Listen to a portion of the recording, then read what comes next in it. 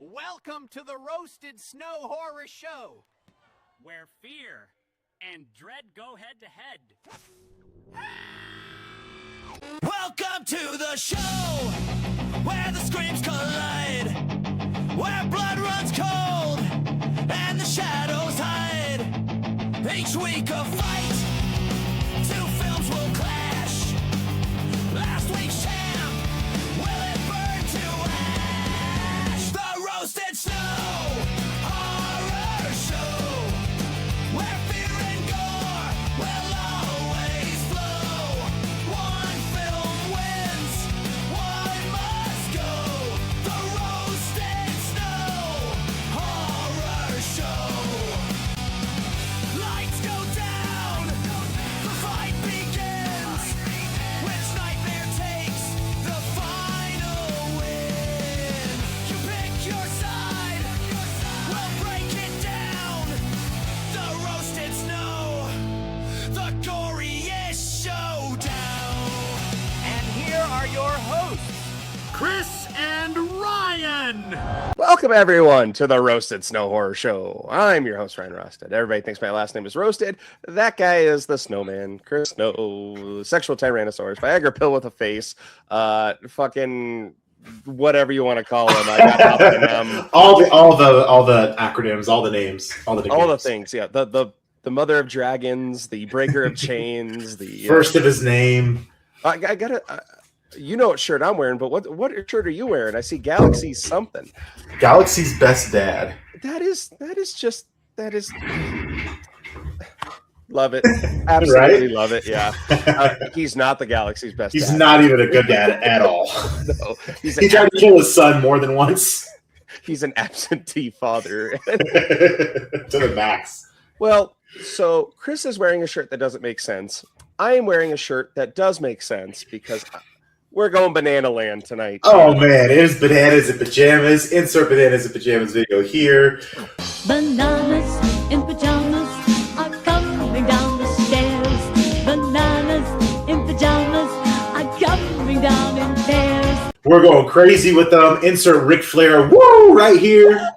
This, We're going crazy tonight, guys. Yep, and we are unofficially sponsored by the Savannah Bananas. So anytime you want to break a willow branch and wish a chick to be obsessed with you, think of the Savannah Bananas, and hopefully they're there with you. Because be careful what you wish for. And I have to ask you first of all, because my suggestion at the end of last week was a YouTube movie, an hour-long YouTube movie from Curry Barker. Did you watch it? It's so good.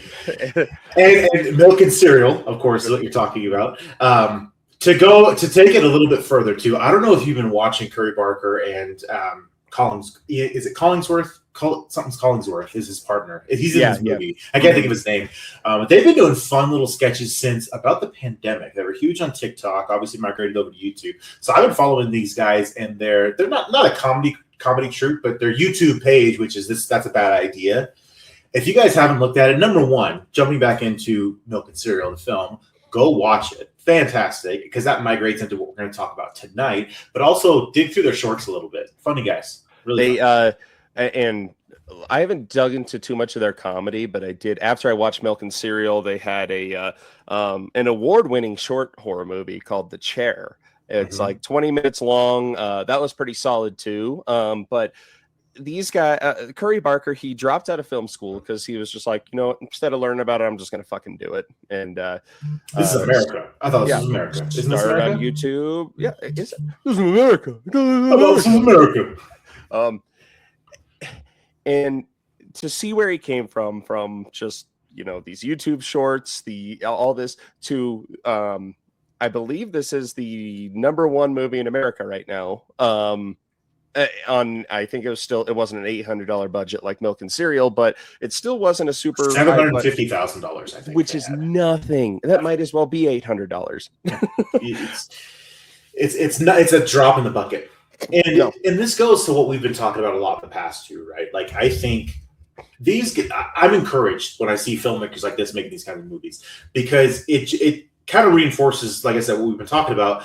You don't need $150 million to make a good movie. You don't need, you don't need to have a budget of 250 million and a bunch of CGI and A-list actors. Like, you don't need to do that to make a movie that is good, because spoiler alert, guys, this movie it's not good. It's great. This is a great movie. I would dare call it a masterpiece. And I was really nervous going into this, because as much as we try to avoid anything like, Rotten Tomatoes, because I don't want my opinion, tempered. You don't want to be biased. Influenced, yeah. And all I had seen is, this is the best movie of the year. This is blah, blah, blah. This is, this redefines horror, blah, blah, blah, this and that. And so I was just like, this is going to be such a fucking letdown, because I've set my expectations sky high, and we'll get into it. But it met the expectations. And, it delivered it. I mean, Ryan, we're going to do something a little bit different tonight. I need to put something that we usually do at the end of the episode, at the beginning of the episode. I was going to do this at the front. My question to you. It's undisputed champ. It's fucking undisputed. There's just no question. This is absolutely, guys. Ryan and I are in agreement on this. The obsession is absolutely 100% the undisputed champ right now, and it's going to be damn tough to beat. I don't know who's going to beat this thing. It's one of those that you look back on and just like that was the best movie of the year. And we have some bangers coming up. I don't know if anything's beating this, like you said. I actually thought about that before we recorded. I was like, should I just come out and fucking say it? 100%. I wanted to be like, man, this beats, I dare say, this beats BDA, by the way. Oh, yeah. I lost my train of thought. One important thing to note is I'm very glad I actually got to see this movie, because I didn't know if I was going to make it to the showing. I don't know if you have your phone on you, but do you want to read the text message that I sent you when I was sitting? I do have my phone on me. And read verbatim what I wrote to you. So Chris and I do not talk, but so after the movie, he said, "You're going to wear your banana hat on this one," and I was like, "Okay, whatever," because I hadn't seen it yet. Let's see. This is at 6:06 p.m. on Friday night. He goes, "I might get arrested during this obsession viewing for murdering the lady next to me. I've never heard someone eat so goddamn fucking loud in my life." What was she eating? Popcorn? Standard, yes. So let me set the scene for you. It was not a packed showing. It was about maybe 3/4 full. Sat right next to me, and I was debating, like, do I get up and find another seat? Because I don't know if I can take this. While the previews are on, it's a woman, an older lady, and probably her son and her son's girlfriend, maybe. Kids are like 19, 20. She's like in her late 40s, early 50s. I knew it was starting off bad, because before the lights dimmed, the three of them are like standing up and like trying to lift the seat up and using a flashlight. Probably her phone fell beneath, and I'm like, well, this isn't going to go good. Anyway, they do sit down, they get ready, and then she has her bag, and she also has all her popcorn and her snacks. And again, you don't think twice, because, movies are an event. Get your popcorn, get your drinks. Ryan, when you're eating popcorn in the movie theater, watching a movie, this is how you do it. You grab a handful, and you...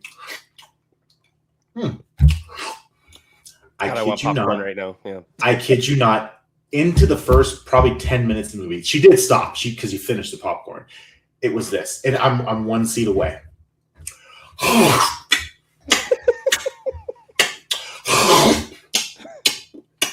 I looked at her twice like this. I mean, it was. I thought I was going to jump out of my seat. I wanted to look over and just be like, "What are you doing?" It's like that How I Met Your Mother episode with Lily. Yes, she's just like gargling gravel. That's what... Literally. Oh my God, Lily, what are you eating? Gravel? Oh, I know, right? It sounds like cufflinks going up a vacuum cleaner. Oh my God! I was like, I have to bite my tongue, because I'm going to get in trouble here. Like I said, thankfully, about 10 minutes into the movie, she did stop. But that's what I texted you. I was like, I don't know if I'm going to make it through here. So he did follow that one up with which we don't talk about this. We don't talk about movies until we do this. Can't wait to talk about this one, bro. Can't wait. And I said, seeing it at 10 tonight. He said, get ready. And I said, banana hat. He goes, banana hat, banana pajamas. Which I'm thinking of. I'll keep it a surprise. I'll keep it a surprise. Okay. We'll keep it a surprise. But I also had a little bit of an adventure too, because it was a 10:30 showing. I think I went to a really late one on Friday night, which you guys know. I always have a beef at movie theaters, and people wearing blankets. My crowd was actually really well behaved, but I walked in and it was in Dolby, and I walked in I think at like 10:29. And they always have the pre-show thing going on.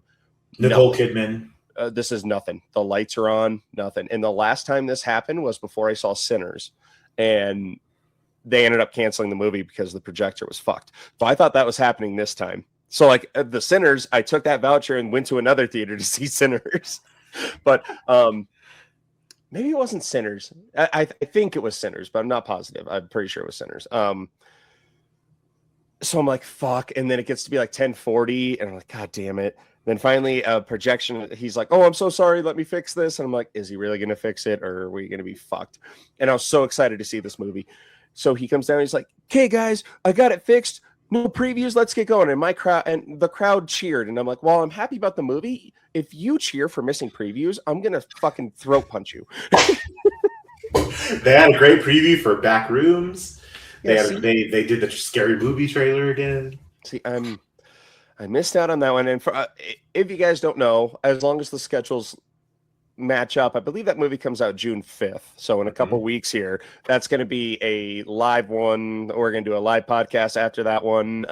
Last time we did that was Scream. So we do this for big sequels, apparently. So it's very fitting. Very fitting. It is. But I know you've been dying to talk about this one. We got to do spoiler free, and I'm going to put this on you because I don't know if I could talk about it spoiler free. I got you. So if you guys, a little bit of context here. We were talking about it earlier, but of course, Corey Barker doing some horror films on YouTube. He did the hour-long one. He's done some short ones. A lot of comedy skits that him and one of the main actors in this film, actually. Can you do me a favor? Can you pull up his name? He plays Ian. I just can't think of his name right now. Yeah, I couldn't think of his name either. Cullington or Currington, something. But the two of them they're close friends. Like I said, they run the YouTube channel. That's a bad idea. A lot of their skits are short comedies. They're almost following the Key and Peele it's path, Cooper, right? Cooper Tomlinson. Tomlinson, that's who he is. But you guys can check out the channel. So this film, it's very monkey's paw, but we'll get into that a little bit later. Ultimately, we have a simple premise. It's a guy, Baron. Him and his buddy Ian work at a music store with two girls, Sarah and Nikki. Bear has been in love with Nikki for so long now. They're what, 22, 23? They're childhood friends. Yeah, maybe mid-20s, early 24, 25, something like that. And the movie starts off with Bear is going to confess his love for Nikki. He's going to tell her how he feels and try to make a go of things. And, the moment comes, and he just freezes up. And what he does do, because he stops at an antique store, he gets a little gag gift, I guess you could say, a little gimmick for $6.99 called a One-Wish Willow. And the idea is that you make a wish, you snap the willow, and your wish comes true. So in his, we're so easy. In his, I don't even want to say he did a bad thing, just in his lovesick, as we've all done, early 20s, he says, I wish Nikki loved me more than anything in the world. And he snaps the willow.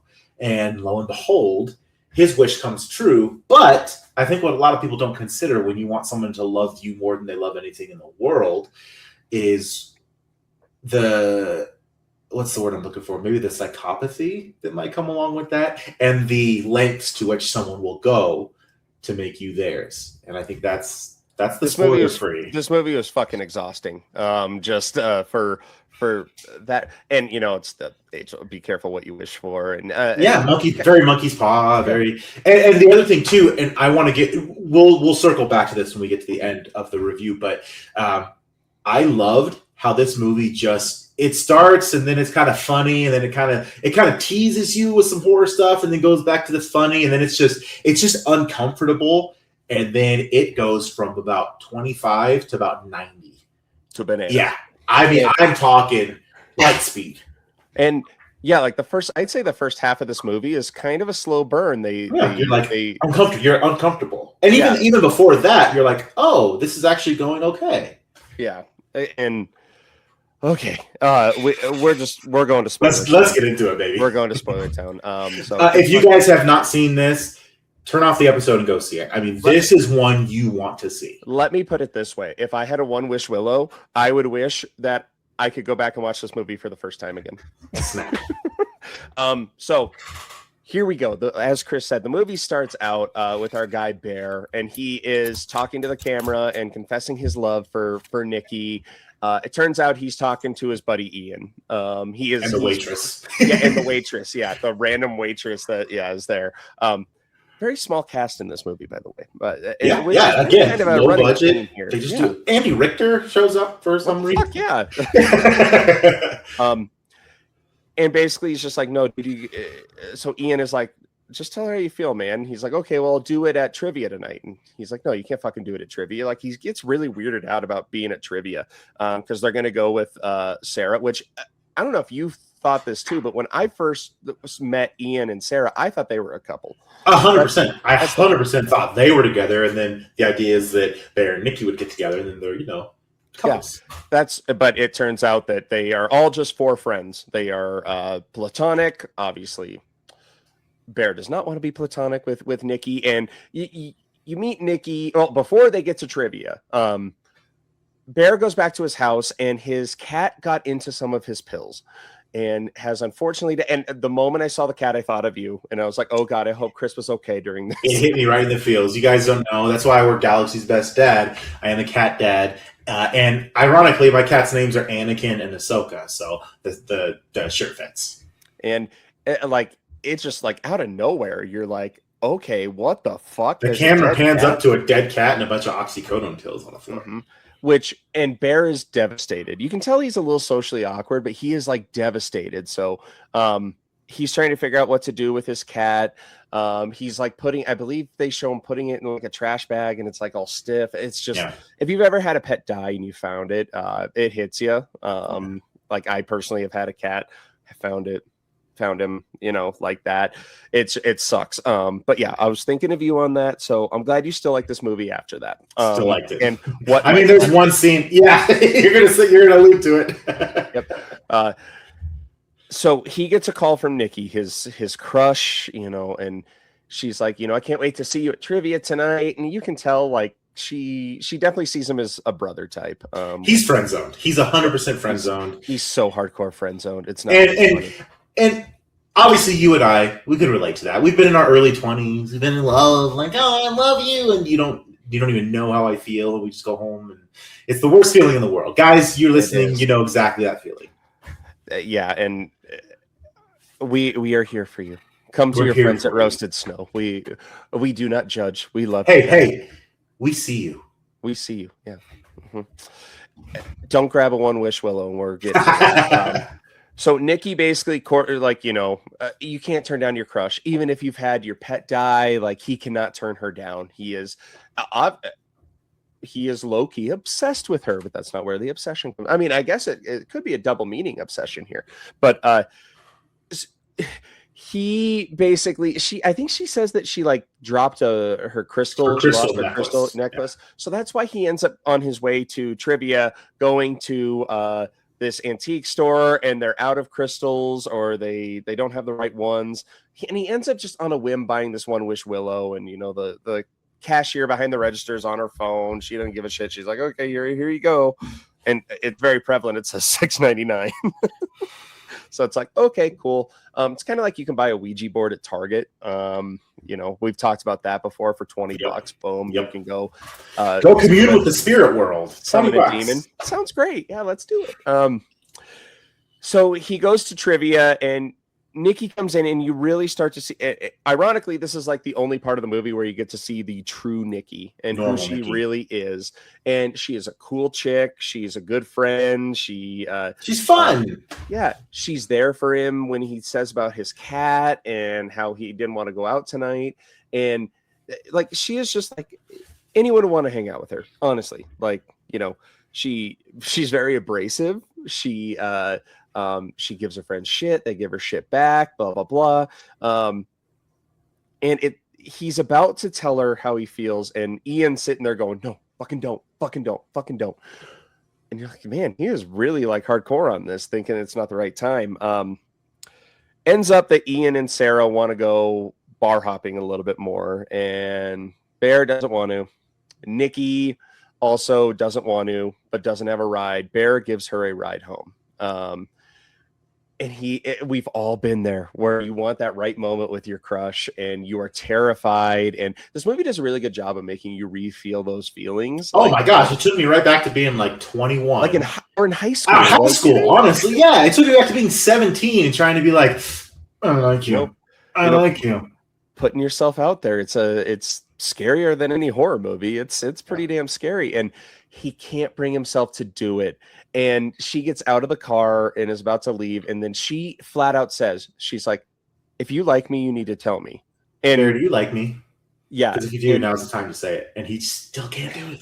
And at this point, you're like, is she kind of into him? I push comes to shove, I don't think she was. Because they do say something a little later that she walks away and he is just devastated. And he pulls out the one wish willow. Can I say one thing too? Like to going back to what you said, like the 37-year-old now man in me just wants to be like, dude, say it, man. Say, yeah. Here's exactly what you say. Nikki, I'm so in love with you. I think about you all the time. I think about how you've been there for me, and I think about the dreams you have in your life and how I want to be there and support you and see them happen. You say that. Mm-hmm. I wish I could have said something like that when I was 22. Somebody said this advice, and when it comes to a situation like this, other situations it doesn't work, but for something like this, it's like just ask the question because the no is already in your pocket. There you go. Surprise. Yeah. What do you have to lose? So he is just like devastated. You know, she's walking into her house and he's about to drive off, and then he pulls out the one wish willow, and you can just tell he's just being dumb. He's just over it. He knows he just missed a chance. He was like, yeah, it'd be the same thing if like a shooting star passed by. He'd say the same shit. He's just like, I wish Nikki Freeman loved me more than anything in the world, and snaps. And I'll let you take it from here after the snap, after the Thanos snap. And this is one of the cool, like, this is where you started to realize, okay, they're going to put us right into this because he snaps it, and you think like, oh, he's going to drive away and go to sleep, and something's going to happen tomorrow, right? But he snaps it, and he just kind of looks down, feeling sorry for himself, and he gets ready to start the car, and then he looks up, and Nikki's just standing there staring at him, like, and it's dark, right? It's nighttime, so she's a little ways away from the car, walking up to her house, and she's just standing there, staring back at him, and then she walks up, and she's like, hey, and she just starts She starts kind of reciprocating, right? She's like, hey, do you want to come in? He's like, what do you mean? And he's like, he's taken aback, right? He's like, what do you mean? She's like, I mean, do you just want to come in? And then she gets in the car with him. And then she starts acting really strange. She starts, normally she starts listening and just, talking and trying to be attentive. And then all of a sudden she leans forward on the dash and puts her head down and she starts crying. She's like, it's my dad. He's dying of cancer. I don't want to be around. It's really hard. All of those things. And then she's like, can I just go home with you? And he's kind of like, whoa, hold on. Because even though he wants it to happen, he's just kind of taken it back because she's almost gone from hot to cold. So he's a little like, this is strange, but she keeps pursuing. She's like, please, I'll we can sleep at your place. I'll sleep on the couch, whatever. She's like, whatever it takes. I don't want to be alone right now. And he does concede. He's like, okay, well, that makes sense. So they go back to his place, and you'd think like things are going to immediately escalate. They don't. She gets ready for bed. He gets ready for bed. She goes and gets in his bed, and he's like, well, I'm just going to, I'll sleep on the couch or whatever. And she starts talking to him. She's like, I just don't want to be alone right now. Do you mind sleeping in here? And now he's starting to kind of pick up, and he's feeling it. And he's like, okay, well, this actually feels okay. So he jumps in bed like he's just going to talk to her, just like, he's being the coy, shy, like guy. Bear is kind of his character. He's kind of a doormat, I guess is the best way to say it. He feels the way he feels, but he's not an alpha. He's not a pursuer. He's not a hunter. He's not a pursuer. He's not BDA. He's not BDA. He's very much the timid, like, what am I going to do? So he's sitting in bed talking to her, and she's slowly like bringing up, like getting closer to him and just bringing things up. And he's still trying to play kind of coy. And they do end up eventually kissing. Like they're talking back and forth, and Nikki leans in and they start kissing. And again, this leads to what's going on later in the film. They start kissing, and it's very sweet. It's very romantic. But then Nikki opens her eyes and she stares at right as she's kissing him. She stares at him and then she backs up real quick, like she's come to a realization. She's like, "Wait, what the fuck? What the fuck?" Like she's really scared. And the sound design on this movie made me jump at least 4 times. And this was 100%. The first. And I don't really jump at movies. Maybe one it's really good. Yeah, but this one just like I was like, holy shit, because she's just like, the fuck? And they're not. And here's the best thing about it, like, and this was something that's kind of unique. They didn't play this as like a jump scare. Because a jump scare is like, oh, something comes out of the left really quickly that you're not expecting it. This is like the camera's in one spot. She opens her eyes and just like comes to realization. She's like, wait, what? What the fuck? And the soundtrack and the noise kind of plays to it. But as soon as she does, as quickly as she does that, she snaps right back into it. Because Bear's like, what? What's wrong? What's going on? And she's immediately back to how she was. She's like, oh, nothing. Everything's fine. And Bear's like, you know what? I think I'm going to sleep on the floor. So he gets out of bed. He makes a little bed on the floor. And the camera changes to the next morning. Nikki's gone to bed. And Bear was sleeping on the floor. So nothing happened. And he wakes up. He notices that Nikki's not in the bed. He's like, She is not. She's not in the bed. And he's like, well, it's, we gotta get to work. He just gets up to start his day. And he walks into the kitchen. And there is it's a gift. It's a little gift, a little something. His dead cat is on the ground. There's like a red sheet under it with a bunch of candles and things around the cat, and he's kind of like horrified. And you can hear flies. There's like flies buzzing around it. He's like, "What the fuck?" And Nikki goes, "I made it for you. Don't you like it?" So this is the first thing that's like, "Oh, something's going left here."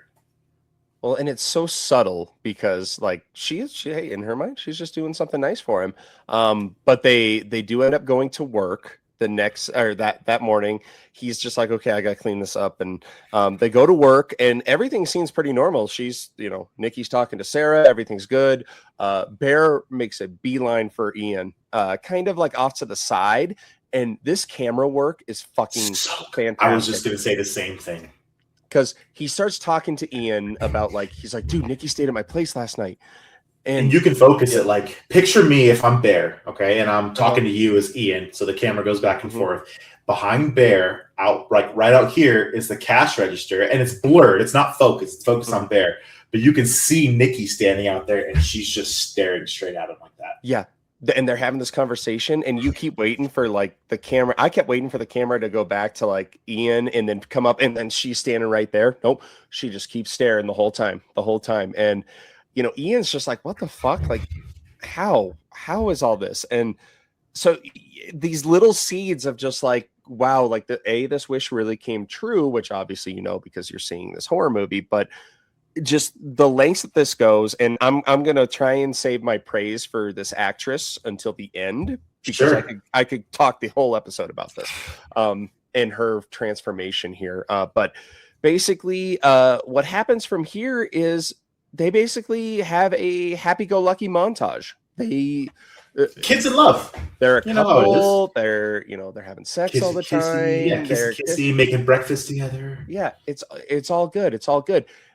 There is one. They're having a nice dinner together. And we should say before this though, there was one scene where she tried to explain, I took MDMA, I took Molly, and that's why I was acting so weird last night. Mm-hmm.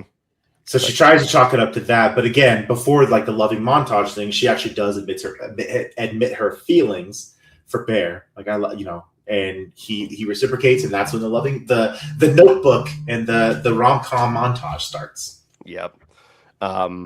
The montage finishes where they are at a restaurant, a very nice restaurant. They're having this really nice conversation, they're flirting back and forth. Nikki seems pretty normal, they seem like a normal couple. They're just talking. He gets a phone call. Bear admits he wants to be a food critic. He's like, and they have and maybe it's a joke, but it's flirtatious. It's fun.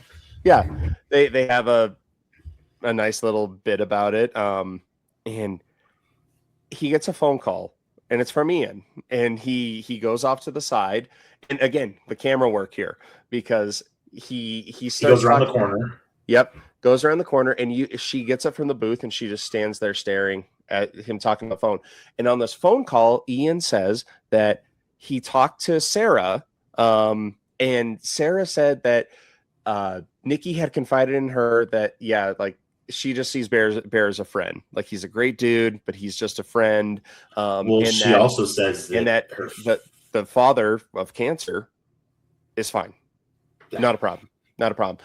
Didn't know what you were talking about. So then this is kind of where, especially after the movie's over, you really start to think about Bear's motivations here, and more morally, what, like we'll get into it at the end here because I got some feelings on this, but he goes back to the booth and he kind of confronts her on it, and it's just like, hey, why'd you tell me your dad had cancer?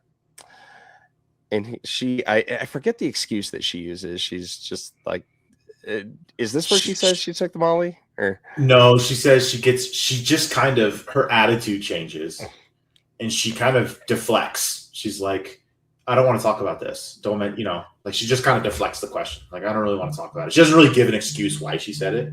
And she gets crazy eyes. She gets crazy eyed. Yep. Mm-hmm. And she kind of has an outburst at the restaurant. And this is the first like public, like, okay, this isn't just like sweet, like I am, you know, thoroughly in love with you. She's crazy. Yeah. The eyes, they're crazy. She's got the crazy eyes. Dude, the eyes, they're crazy. And this, I believe this is the next scene, and cut me off if I'm jumping around, cut me off here. But there is a night where they are in bed together, and Bear wakes up. I believe it's yeah. One quick thing before this. Yeah. Mm-hmm. This is kind of some foreboding, but before that happens, it shows a scene where they're having sex, and Bear's not really paying. They're having sex, right? But the camera is focused on Nikki's face because she's doing like that. She's just like, mm-hmm. And she's making the noises, but her face is just deadpan.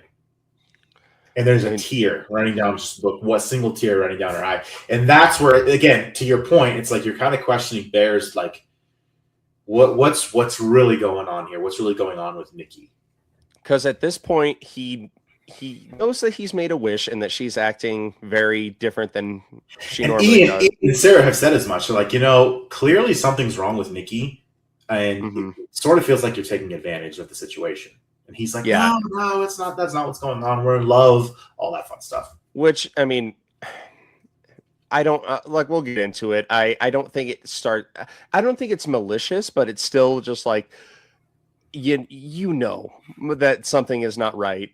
Something's off. But he's deeply in love, so he's blinded by this, or at least, you know, maybe just tunnel vision here. But they're in bed, and he wakes up, and she is no longer in the bed. And this is the scene that really took it into Banana Town for me. This was so, because do you mind if I take it from here a little bit? Yes, you can take it. Yep.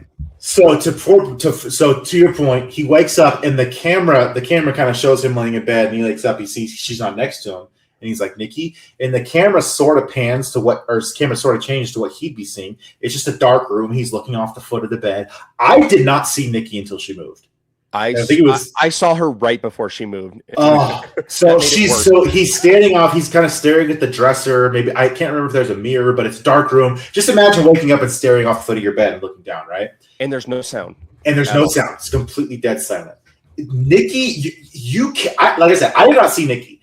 She's standing in the very corner of the room in the shadow, dead still. And then finally, she just kind of moves out to the right in a strange, like, Paranormal Activity way. It's just very like very Exorcist. Oh my god! Like, it scared the living shit out of me. And again, it's not played as a jump scare because it's not like a sudden thing. It's just like she starts moving. And you're like, oh my god. Well, because he says something. He's like, "Come on, come back to bed." And she takes a couple weird steps forward, and then she's like, "Oh no!" And like, like in my theater, like people audibly like gasped. There was like the. Because she does exactly that. He's like, come back to bed. What are you doing over there? And she walks towards the bed like she's just going to return. And then, she's like, oh no. And then she comes right back to herself. And she accuses Bear. She's like, Bear, do you feel the same way about me that I feel about you? Which is impossible that anyone can. But And yeah, now she really starts becoming psycho girlfriend. And what? Before when he says yes, I do, he says come back to bed again. She's like, I think I'm fine, and she walks back to the corner to stare at him. She doesn't get back to the bed. I'm just gonna watch you sleep. Yeah, which is like there's been these movies about obsessed people and this and that. It's just the way it's played, because like we always talk about our one of the scariest jump scares ever was in Sinister, and that was there was no music until the very last second. This one is like not that. Strings, knives on strings. No, this is just, it's truly just the actress making you feel scared to death. I have not gotten that scene out of my head. And it's very subtle. Like it's not like, you know, you're not going to wake anyone up in your house if you're watching this unless you scream because of it. It's, again, this so well done.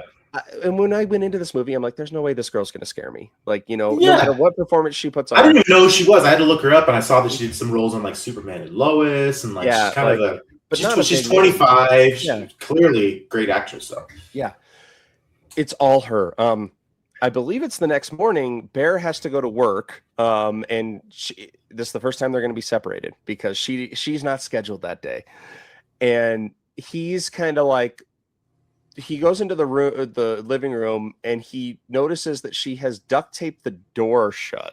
Well, this is another camera trick because he's talking to her, and he just walks in. He's like, "Hey, Nikki," and she's sitting on the couch and she's reading a book. I think she's like, "I'm gonna miss you so much. I'm gonna miss you so much today. I wish I was scheduled today. I wish I was scheduled too." And she's like, "I made you a lunch." So she made lunch for him. So he grabs his lunch. I forgot about this part. Fuck. Yeah. He's like, I made you lunch. So he grabs his lunch and he's like, okay, Nikki. But and he has this strange look on his face.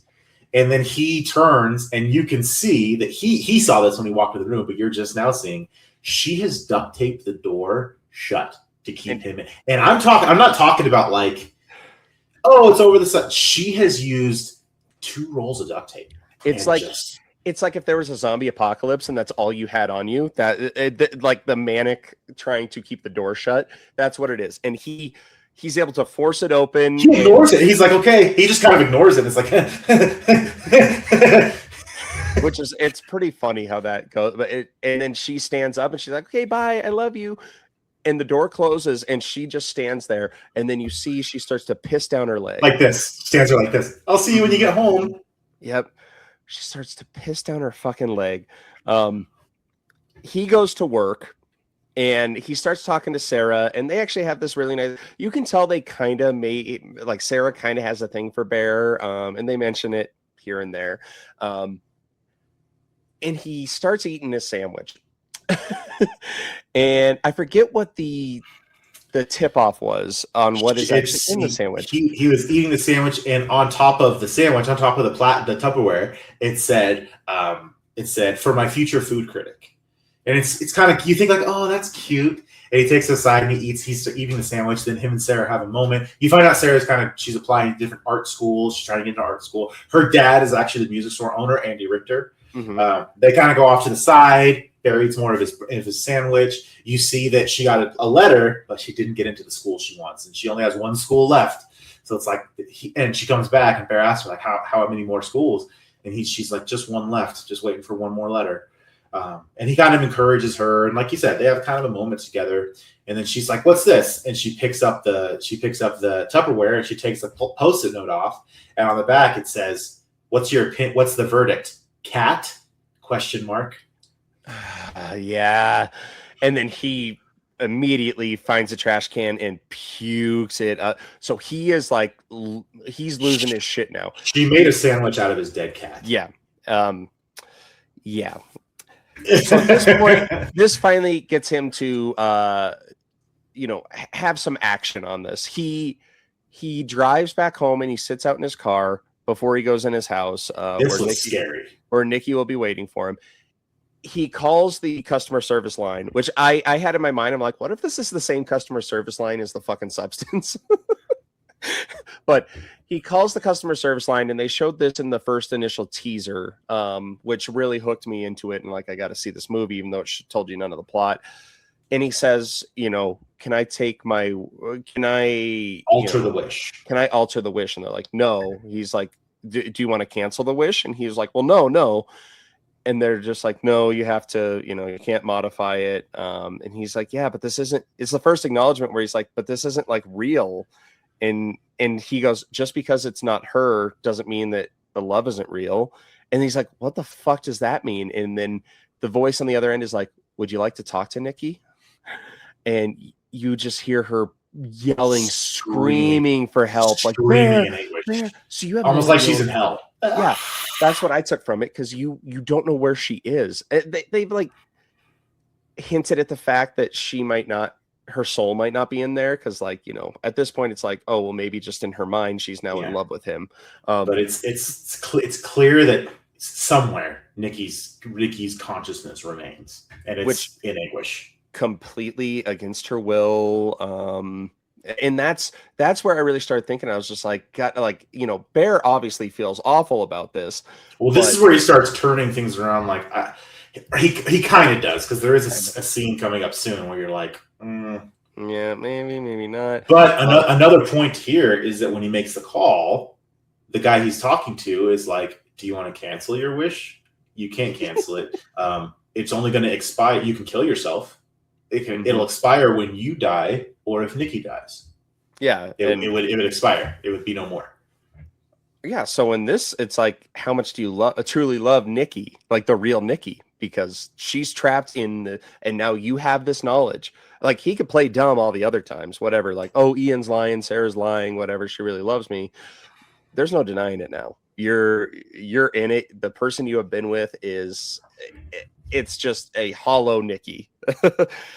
To which he gets a really nice surprise when he opens up, because I forgot the door had been duct taped. So it's really funny because he opens the door, the duct tape door. She's still standing like Chris is looking right now. And if you guys are listening, in the same really spot. Yep. And she has defecated. She has pissed all over herself. She is soaking wet. She has stayed there in that spot all fucking day. She's vomited. She has vomit like all down her. God. She's all soaked in sweat. She's literally been standing there, not doing anything else. It is horrible. God damn. He cleans her up, and she's like, I'm just so sorry, I just missed you. And this is kind of it didn't make me jump, but like when he first turns on the lights and she's just standing there, Bear, you're here. Yeah. So in this day, he has eaten a dead cat, gone through a duct tape door. His girlfriend has pissed, shit, and vomited on herself. He ate his cat. So he's gone through the real Nikki screaming. Yes, he heard the real Nikki scream. He's gone fucking through it right now. I can't remember if this is the part where he wakes up. Oh wait, no. This is where they go to the party, because he was giving Ian a ride home from work that day, and this is when Ian really told him, like, Bear, I'm just gonna say it. We really think Nikki's going through something serious. We think you're absolutely taking advantage of her. Yeah. And he's like, there, I said it. He's like, I don't think the two of you can. I think you're growing into this codependency that's not okay. And then Bear keeps trying to deny it, and Ian says, fine, come over to my house tonight. Nikki's not invited. It'll be a boys' night. Yeah. Nikki's not invited. And he's like, well, that's not going to work because she's going to know that Sarah's invited. And he goes, no, boys' night. And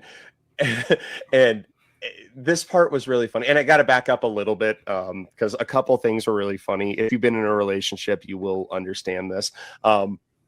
Like for me and Katie, we've been married going on 11 years now. So, we'll get in bed and, we'll cuddle for a second. And then I will always want to go to the other side of the bed.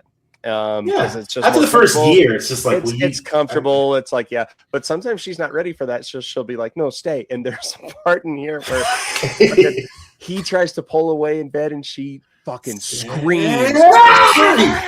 And I fucking busted up laughing at this because I was like, this is like, my life. Like, I cannot wait to show this to Katie. This is gonna be so fucking funny. She hasn't seen it yet, but and another part of this is she starts it's the same night. She's cleaning herself up from the shower, and he's just like, hey, I might go hang out with Ian. And she goes, oh no, I'll go. And he's like, no, I don't think so, blah, blah, blah. And then he says two words that if you're in a relationship and you're a dude, these are really scary The words worst. to say. You just say Worst. boys' night. It's a boys' night. And she stops everything she's doing. And you're like, oh fuck, he's in She turns shit now. You hear her in the shower talking over the water, and then when he says that, she just turns off the tap real quick and it just goes silent. She starts banging on the door and she's like, no, Sarah's going, I'm going. He's like, no, it's just a boys' night. And he's like, he's terrified. It's just a boys' night. I was laughing at this part too, because I'm just like, obviously it's very it's exaggerated, 1,000% exaggerated, but that part was funny. Push comes to shove. The very next scene is you see Ian going, I knew you'd fucking bring her. And by the way, it's the party and there's a bunch of girls there. There's a ton. Yeah, it's a normal party. It's and they're doing Jenga. They're doing Jenga or do they do Never Have I Ever first? Is that No. They're playing Jenga, and what it is what's written on the there's like not dares. Well, I guess kind of dares. They're written on the block. So when you pull a block, it has a little like dare that you have to do. Or like it's a drinking game, really. It's kind of like this. The first one that's pulled is this just random dude, and it's just like go sit across go sit over by somebody else. And so he sits by Nikki, and Nikki's just, she doesn't know what to do because Bear's on the other side of the table, and he's sitting next to Sarah and Ian, and she's just like, she's doing awkward laughs. Just everybody's uncomfortable. It was so bad. And she pulls a block, and the poem she reads. Oh yeah, did you listen to that shit? Yeah, because that's before what happens next. Yeah, she pulls a block and she stands up and she's like, "This is something I've just been working on." And she opens her notes. Has nothing to do with the game. Yeah, nothing to do with the game. Nikki's a writer, by the way, so you get the backstory early on the movie before all this has happened. She does share with Ian she was going to quit work. That's why Ian was like, or not Ian, Bear wanted to tell her how he felt because she was actually getting ready to put in her 2 weeks at work. She's like, I just don't want to be there. I really want to pursue writing. Like, that's what I want to do. So she's a writer. She's writing novels and she writes things. So she stands up and she reads this. I don't know how to say it. It's a violent, it's sexual, it's incestuous. It's so weird. And story of Hansel and Gretel. Yeah. Oh, yeah. It's like a Hansel and Gretel retelling where Gretel wants Hansel to have sex with her and Hansel doesn't want to. So she's like, so I cut off his flesh and rolled it up and inserted it inside. Yeah. And it's just like, okay, whose turn is next? And then she snaps out. She's like, just something I've been working on. Who's next? Yeah. And just, again, I cannot say how good of the performance this was, but we'll get into that at the very end. Of course, it's our guy Bears. It's his next. It's his turn next. And this part is so awkward and funny. He pulls the block and it says, kiss the person to your left. And the person to his left is fucking Sarah. And Nikki. By the way, you do kind of get the inclination that Sarah has feelings for Bear. Yes, big time. Like, she's very respectable. But she truly like sweet girl. Yeah, she's a sweet girl. She likes him for who he is. You just see they keep the camera on Sarah and Bear, and you just hear footsteps. And here comes Nikki, and she fucking drags the chair slowly. Well, first you see her face, which is like this. Mm-hmm. Oh yeah, and she slowly pulls the chair away and moves it so that she can sit next to. You know what it reminded me of? Do you remember 1997 Men in Black when Will Smith is trying to take the test and he gets up and he drags the table? He's like, and he drags the table back. It's just incredibly quiet, but you just hear the table dragging. It's like, everyone's staring at him. That's exactly what Nikki's doing here. She's just dragging Sarah away. That's a great way to put it. My God, yeah, that clip is going. Put that clip right here, please. And of course, like then Bear just like gives her a kiss on the cheek. She does this. Mm-hmm. Yeah, and then he's like, okay. It's just the psycho girlfriend. And I believe here, real Nikki snaps back in real quick, right? Yeah, and she's like, "What the fuck? What the fuck?" And again, like another kind of jump scare. It's out of nowhere. And she takes it further this time. Yes, you want to take it from here. So it almost seems like when she's in intimate situations with Bear is kind of when the real Sarah pops out and really makes it clear that she doesn't want to be doing this. So Nikki or Bear kisses her, and the real Sarah pops back again. She's like, no, fuck no. And then she grabs a bottle and she smashes it on the table and she stabs herself in the face like 3 times. She stabs herself. She glass bottle. She slices the shit out of her head, like right here on her hairline, just because she stabs herself with this bottle. And then she comes back again, and then it goes away, and she's just standing there smiling like this while her head is gashed open and she's bleeding all over her face. So obviously everyone at the party is like, what is going on? And they're telling Bear, like, Bear, you didn't take her to the hospital. Like, she's bleeding all over the place. And she's just standing there smiling like this. So the next scene it's just got a little music playing over it, because all it is, it's Bear driving her to a hospital, and they show up at a hospital, and they get out of the car, and Bear is there arguing with the nurse, like showing the nurse, look at her. But the nurse is like, no, we're not doing this tonight. For whatever reason, they're like, we're not. They're like, because there's no audio. It's just this music track that's playing. We hit our crazy quota for the day. Yeah, the nurse is like, nope, we're not dealing with this. Take her home, whatever, you deal with it. So yeah, they just go home, and Bear cleans her up, and they're laying in bed, and this scene it's so tense because he gets a text. Well, remember what she did to get him to sleep in bed, because he wasn't going to sleep in bed with her. He's like, he's genuinely scared at this point. Like, yeah, he's freaking out. This is something's wrong. So Nikki, in a cute, like, not, you guys know, like the psycho girls, like they don't have to scream and shout. They can just be really cute and stare at you and say something. Mm-hmm. Nikki threatens to kill herself if Bear doesn't sleep with her. Right. And so he's I'll just kill myself. If you don't love me the way that I love you, then maybe I'll just end it. Yep. And like, no, don't do that. So he ends up. So they're in bed, and he gets a text, and you see it's from Sarah, and you're like, oh fuck.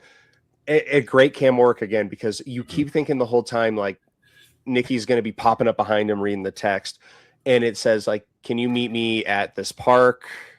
I really need to tell you something. Important things. Yes. And he's just like, I can't. And she's like, no, you need to. I need to talk to you. So then he slowly starts to get out of bed. Please just text. And he's like, just text. And she's like, if you don't come to me, I'm coming to you. Yeah. And he's like, fuck no, nope, can't do that. I'll do that. So, and I think she end up parking outside his house, but he gets up from bed very sneakily, and he's able to do it. But then he hears Nikki talking, and Nikki's like, Bear, help me. And you look, and you can hear the voice, but the face isn't moving, and she's asleep. So she's like this. Bear, it's really Bear, Nikki in there, and he's like, what the fuck? So he sneaks out. Asleep. Yeah. Well, no, she says something. She's like, oh yeah, just kill me. She's like, please Bear, kill me. Please kill me. Do it now before she wakes up. Bear's like, what are you talking about? Like, it's the real Nikki talking through, because she's asleep. Because evil, color obsessive Nikki is asleep. She's just laying there talking. She's like, Bear, please kill me. And she's like, please kill me before she wakes up. And you have no idea what she's going through. Yeah. Bear's like, why? Why do you want to die? She's like, she alludes to something like, this isn't what I want. I don't want this. And this is where Bear he sort of stiffens up, and he's like, what's so bad about being with me, Nikki? Yeah. And that's where it's like, and that's when Nikki says, she's like, I was never with you, Bear. Yeah. Please kill me, please. And then Bear won't do it, so he turns around to walk out. And you could hear her being like, Bear, please. Bear, please. It's so kind of rough. Yeah. Really rough. Because and this is what I was talking about earlier. Like the scenes, remember when I said there's a sex scene where she's like, it's just a dead face and there's a tear. It's not. It's kind of including that it's not her in there. Like she knows what's happening to her, but she doesn't want it, and there's nothing that she can do about it. Like there's underlying tones of consent, and obviously he's not going out to SA her, but at the same time, in the back of his mind, he knows this isn't really Nikki, and he's still doing it. So like it opens up a lot of questions on morality and in this, and it's stuff that I'm still thinking about. And it was 5 days ago I saw this movie. But back to the plot, he goes and he meets. I believe she parks outside his house. She did come to him. So yeah. So he meets Sarah in the car, and you're like, oh, is she gonna drop the hammer now? So she does say, she's like, I want you to know that Nikki and Ian have been hooking up on and off for a while now. For years. And yeah, and He's like, no. And she's just like, I had to tell you, So Nikki, like, something's wrong with Nikki. But there's a follow-up as to why she wanted to meet up with him. And it's because she got the letter for her last school. And it was really sweet because she wants to open it together with him. She's really hinting, like, she's making it really clear, like, Bear. It's almost like a reverse of the earlier scene when Bear was with Nikki. You could tell she wants to tell Bear how she feels. And I think deep down, he has feelings for Sarah, too. He's like, and he opens it, and she got into this. No. He doesn't open it yet. Oh, he doesn't open. Oh, that's right.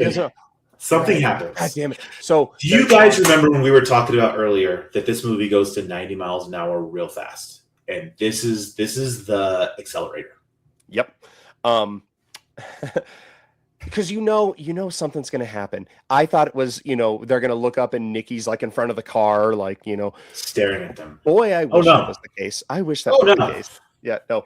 She fucking beelines, slams her head through the window, and I believe she has a brick, and she puts it on the steering wheel, and I cannot even exaggerate how violent this head slam is. Maybe 20 times, 20 to 25 times, maybe. And maybe the horns going off, and it's so violent. So, because at this point, like, aside from self-harm, there hasn't been any real, like, violence. There's no blood. There's only the blood from that, and, like, it's more uncomfortable than it is violent. And it's one of the gorier kills of the year because she caves her head fucking in.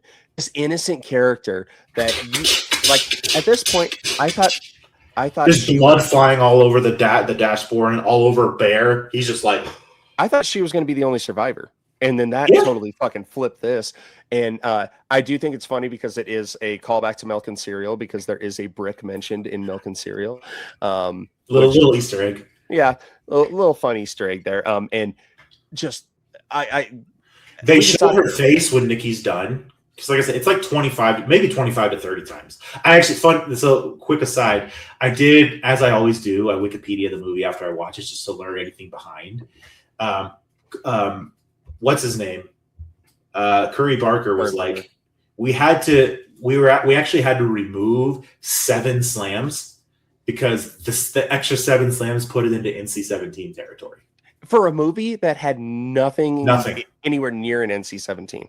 It was It was PG-13 up to now, except for like language, saying fuck and shit. Language and some tones. There's just nothing. Even the sex scene. That's like it's not graphic. It's not new. Like it's not like that.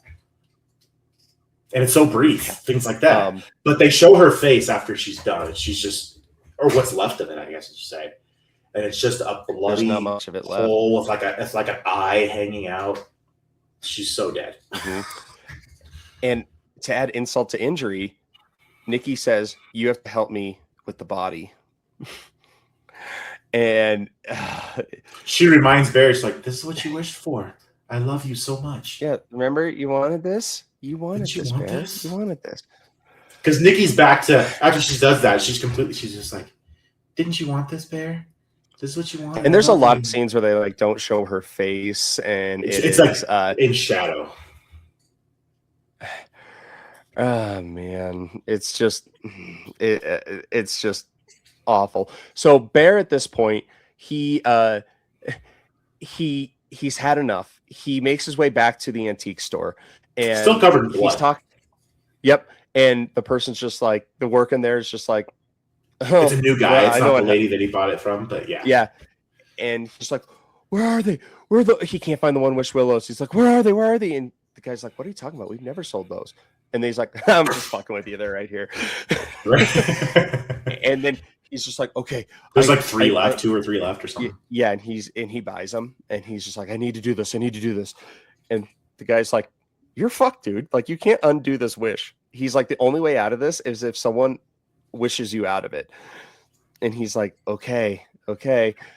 So he decides he's gonna go see his buddy Ian and explain everything, and it's batshit crazy. And he has the One Wish Willow, and he's like, dude. Well, first he tries to make another wish. He tries, and it is unbreakable. But he can't break the willow. Nope. You get one wish, dude. And he could have wished for anything, and it wouldn't have happened. It's unbreakable. So he decides he has to go to Ian to have someone wish, because he's not going to have Nikki wish. And he does end up trying that, but he goes to Ian, And he's like, Ian, I already fucking know. And he's like, dude, I was going to tell you that I've been sleeping with Nikki, but you wouldn't have handled it well. And he's like, dude, no, you need to listen to me. This is what happened. He tells him the whole story. And of course, Ian's not buying it. He's like, what the he's fuck like, ever, what? dude? And then he's like, no, dude, all you have to do is please do this for me. Wish me out of this. And he goes, really? If I wish for anything, it'll happen if I break this. And he goes, I wish for $1 billion. Breaks it. And it's so fucking funny because Bear's just like, you motherfucker. And it starts raining money down, which is hilarious. That because Bear's face, he's in disbelief. He's like, and all his cash is just raining down around him. Yeah. He's like, holy shit, you were right. It worked. And so Bear leaves. He realizes he's gotta try and convince Nikki, maybe her love for him, she will do it. He goes home, and I talked about adding insult to injury earlier. He goes home, and there's another semi-shrine of Sarah's nude, mutilated corpse.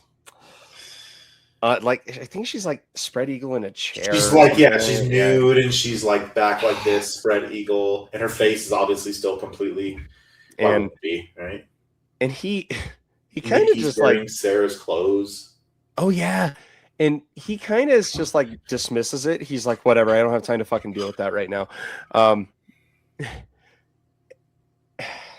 And he starts to try to have Nikki break this wish, and boy, does she not take that very well. No, she loses her goddamn mind. Ian ends up coming in. Well, she pins Bear at gunpoint.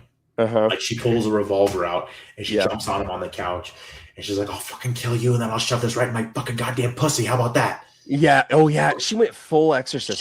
Full exorcist. I mean, it's just like you're just like. Because now it's not funny anymore. You're just like, oh my God. Yeah. And of course, great timing as ever. Ian comes in. He's like, it fucking He's worked. knocking on the door. It's crazy. How many $20? Dude, it fucking worked. Walks in, boom. She shoots him in the head. He's dead now. Now Ian's dead. Yep.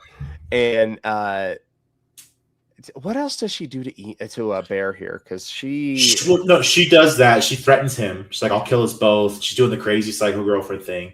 And when she shoots him in the head, that's kind of, he takes the chance when she's distracted and he runs into the bathroom. He wrestles her. He gets the gun away. Mm-hmm.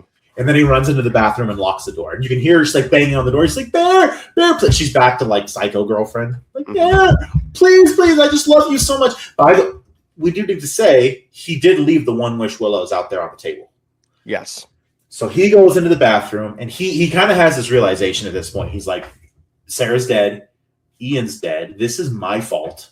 Mm-hmm. Even though he didn't mean it to go this way, he didn't mean it to get to this point. He understands. He's like, there's only one way I can do this. I'm not going to kill Nikki. Because then the real Nikki has no shot. Because then I've killed the real Nikki. I won't do this. So he's going to end his own life. So he takes the gun. He puts it in his mouth. You can tell he's ready to pull the trigger, but he's like, he can't do it. So he pulls it back out. He opens the medicine cabinet, and he sees the oxycodone pills that his cat had gotten into that he picked up and put back in the medicine cabinet. So he kind of stares at him, and then he grabs the pills, and then he just kind of sits down on the corner of the bathtub, and you see him take one. And he swallows it, and then he downs the bottle like this.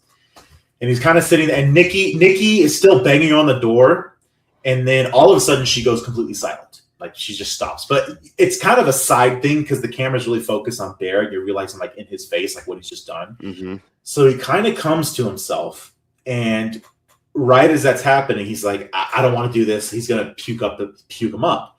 So he grabs the trash can and he sticks his fingers in his throat.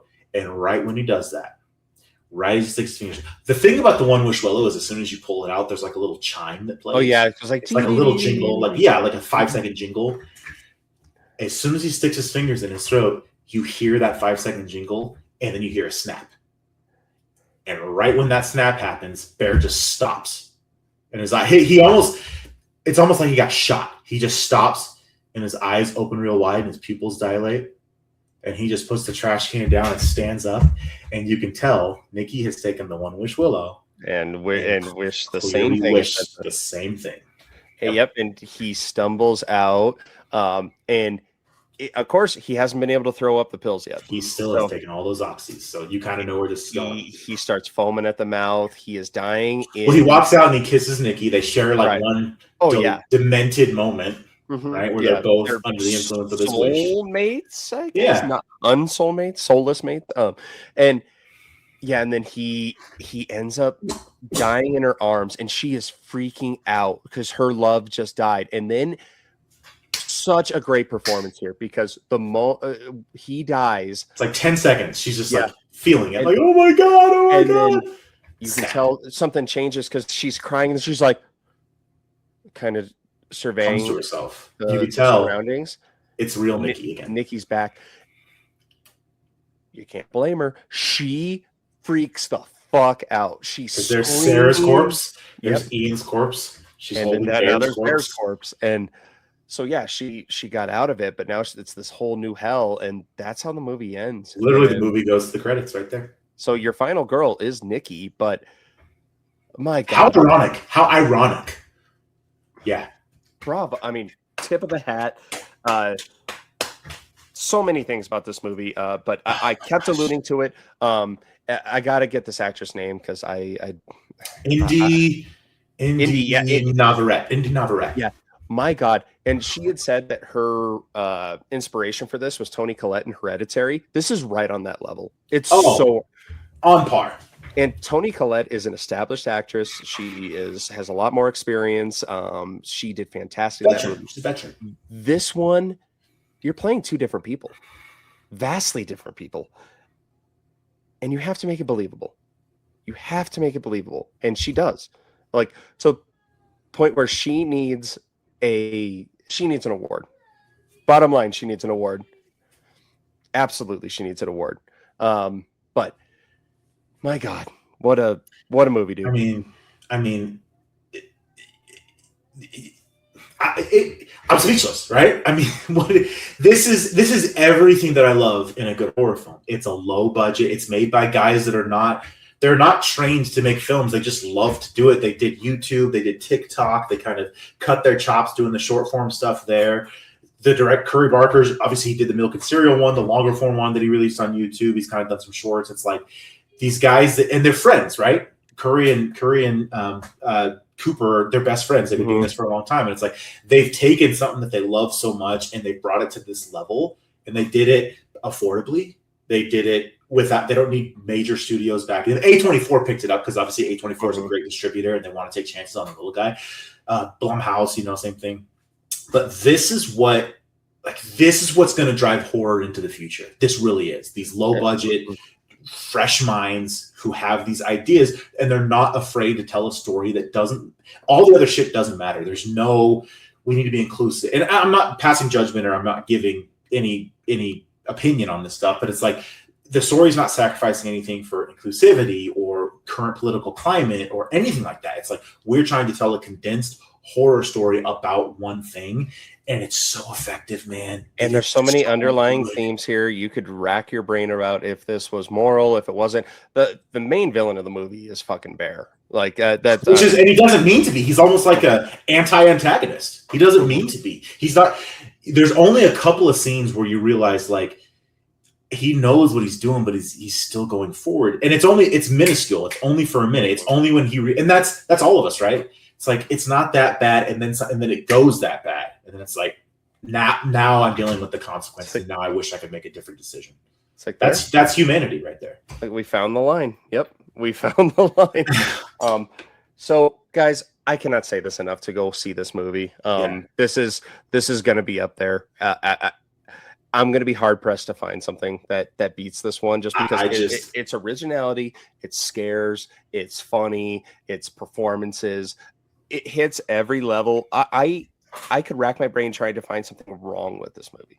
There you go. I can't. I was replaying it in my mind over the last couple of days, like just thinking about tonight's discussion. Like I can't think of anything that happened in that film, like from pacing, from performances to story. There's nothing wrong with it. It is perfect.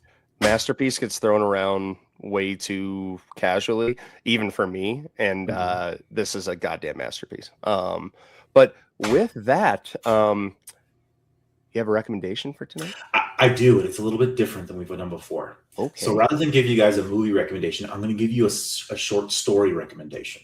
Ooh. And it's relevant, and that's why I'm going to do it tonight. I want you guys to read a story from the early night. You can find it on the internet. It's only about 8 or 9 pages. I'll challenge you to, Ryan. It's only 8 or 9 pages. Okay. The story is The Monkey's Paw. And that is what this film is actually kind of based off of. And you'll understand why when you read the story. It's probably not even 9 pages, maybe 5 pages. Yeah. It's The Monkey's Paw. It is a horror / thriller, again, from the early 1900s. But the whole premise is similar to Bear making the wish with the willow, is a family whose son died recently. Someone comes into their life with a relic. It's like an antique. It is a severed monkey's paw that's holding up 3 fingers. And they tell them, like, you can make any wish you want, and you get 3 of them. And every time you make a wish, 1 finger goes down. And I don't want to give too much away.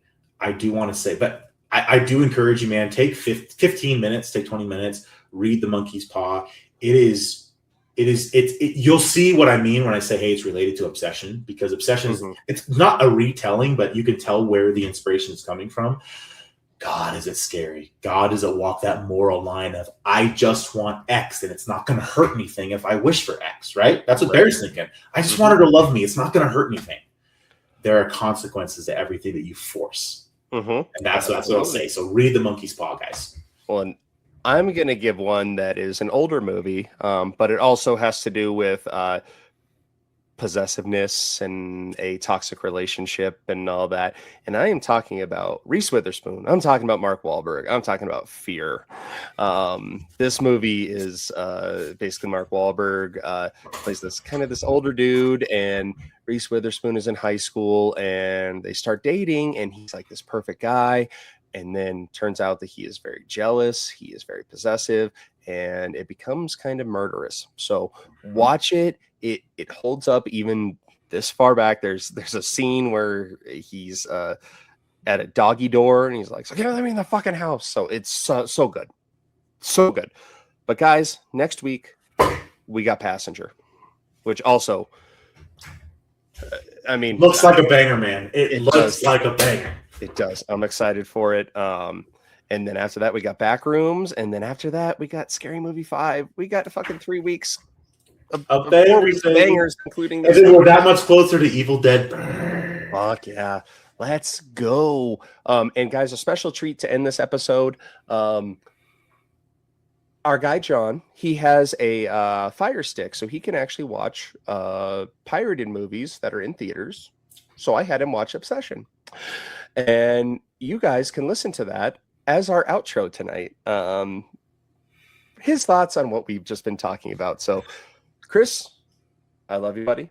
Love you, man. Without further ado, guys, John's Jingles. Oh, this was a fake talk. Okay, nerd.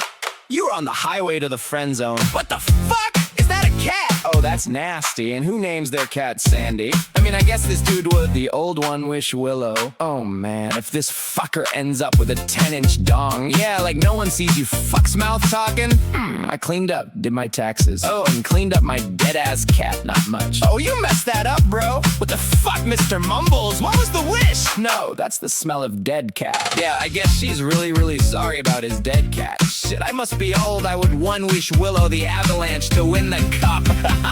What the fuck? Oh, just gutted your dead cat and set up a shrine. Oh shit, dude, that was a messed up evil-ass grin. You are bone. Yeah, she's still mad, dogging your ass. Aw, nice Hallmark Channel montage. Oh shit, she looks pissed, dude. 3:45 a.m., yeah, normal shit happens that time of morning. Some moonwalking shit into the corner. Peek-a-boo, motherfucker. Oh shit, you better stay, bro. Did she cut his fucking hair? Oh, I guess she did, holy shit. Oh, she super promised, so yeah, all good, dude. Oh shit, that's a lot of tape. Oh man, that's nasty. Bro, I would not eat that. Oh fuck, I told you not to eat that shit. Oh yeah, boys night will go over great. Oh shit. Oh dude, don't fucking do it. Oh man, you better move. Oh man, that's some funny ass shit. Oh shit, Jenga. Bro, you need to go buy another wish thing and wish her the fuck away. Oh snap, it's the we need some space speech. Oh snap, she better not come over, bro, you gotta sneak out. Shit, she is one light sleeper. Oh man, you know she's gonna pop up right at the car window. Oh, so it's the old revenge sex slash feed him his dead cat. Oh shit! Oh man, I guess that car didn't have an airbag. Help her get rid of that body. And don't eat any sandwiches she makes. Well, I guess Luther Art School has an opening, but the box is full of warnings. Oh man, that's one tough Willow. What the fuck? Just shoot her ass. Oh shit, the wish is over, and now she is like, what the ever-loving fuck. Oh man, that was some good stuff.